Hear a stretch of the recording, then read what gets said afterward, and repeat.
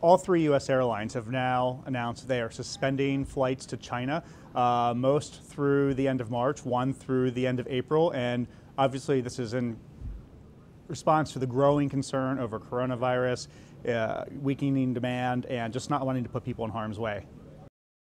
I think why they decided to do this is probably a multi-pronged approach to it. I think you obviously have, with the new State Department warning advising people against traveling to China, that clearly has played a role between the airline's decision coming today.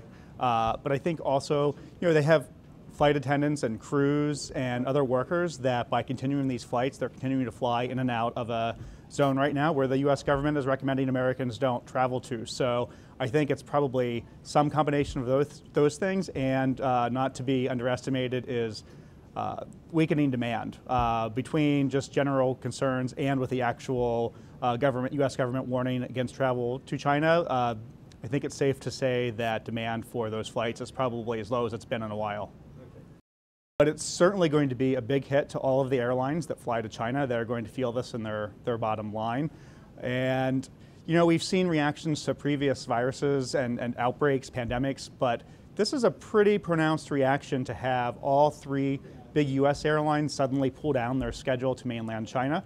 I think we need to see what happens next with the Chinese carriers, whether they follow suit. They're more dictated by political concerns than the U.S. carriers, but it's a big deal.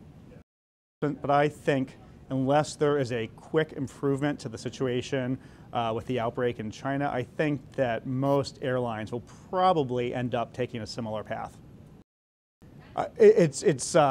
For United in particular, who is heavily exposed in the Chinese market, they have a lot of capacity to China. It's certainly a big deal for them, but frankly for all three of the big U.S. airlines that fly to China, and for all the airlines in Canada and Europe that fly to China. You don't want to lose those flights, you don't want to lose those revenue, and even if the situation improves quickly, that's probably going to dampen demand longer than it takes for the situation to recover on the ground. So this is going to have a big impact. It will certainly hurt revenue, it will certainly hurt their finances, and depending how long demand stays down, we may even see some capacity just stay temporarily or stay reduced indefinitely. At this point, it's a advisory against going to China. It is not a prohibition.